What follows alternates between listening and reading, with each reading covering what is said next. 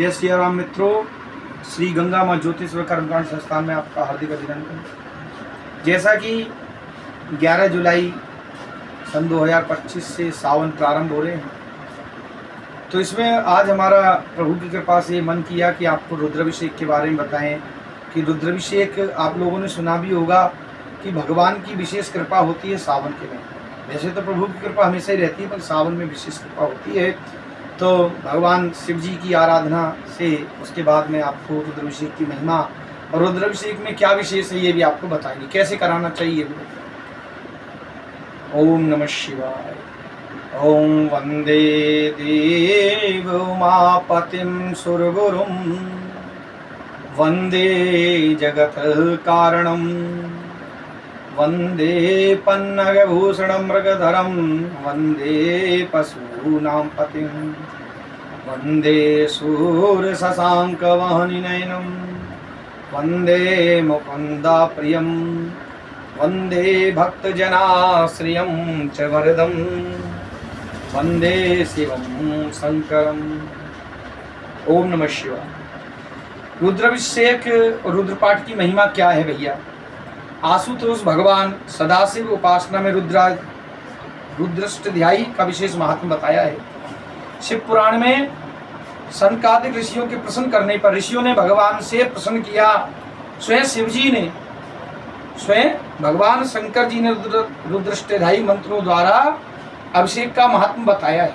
क्या बताया है कि जो मन, कर्म और वाणी से परम पवित्र तथा सही प्रकार से आसक्तियों से रहित होकर के भगवान शूलपाणी प्रसन्नता के लिए रुद्राभिषेक करना चाहिए। भगवान शिव जी की प्रसन्नता के लिए रुद्राभिषेक करना चाहिए।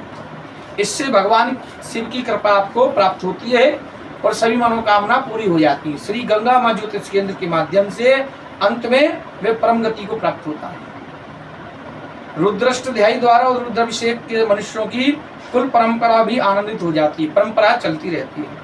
मनसा कर्मणा वाचा शुचि संग विवर्जिता कुर्याद रुद्राभिषेक च प्रीते शूलपाणिनः।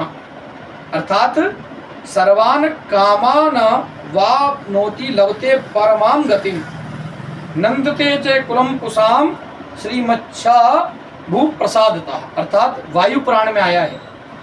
वायु पुराण में क्या आया है कि रुद्राभिषेक के नवम रुद्राष्टध्यायी के नमक यानी कि पंचम अध्याय, नमक को कहते हैं पंचम अध्याय, और चमक मतलब अष्टम अध्याय, और पुरुषुक्त का प्रतिदिन 3 बार पाठ करना चाहिए।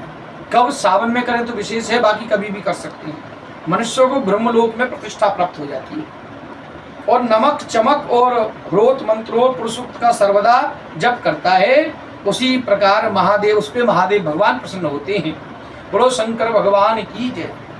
जिस प्रकार घर का स्वामी घर में प्रवेश कर जाता है, उसी प्रकार से जो मनुष्य नमक और चमक का पाठ करता है उससे, और भस्म लगा करके शरीर पे, पहले भगवान शिव जी को लगाए फिर अपने शरीर में लगा करके जितेंद्रिय होकर निरंतर रुद्राष्टध्यायी का पाठ करता है, वह परामुक्ति को प्राप्त हो जाता है। जो रोगी हो, कहते हैं संसार में रोग की तो कोई कमी नहीं है। अगर आपके भगवान ना करे कोई रोग आ जाए और पापी भी जितेंद्रिय होकर रुद्राष्टध्यायी का पाठ करता है या कराता है तो वह रोग और पाप से मुक्त हो जाता है। अब आगे आपको सुना रहे हैं कि रुद्राष्टध्यायी का पाठ का विशेष कृपा किनको प्राप्त होती है। अब सतरुद्री है रुद्राष्टध्यायी का मुख्य भाग है। आपको एक बात और बता रहे हैं, भगवान शिव जी की कृपा से सतरुद्री है। सतरुद्रीय का महात्मा रुद्राष्टध्यायी का भी महात्मा है। सतरुद्रीय का महात्मा रुद्राष्टध्यायी का ही महात्मा है।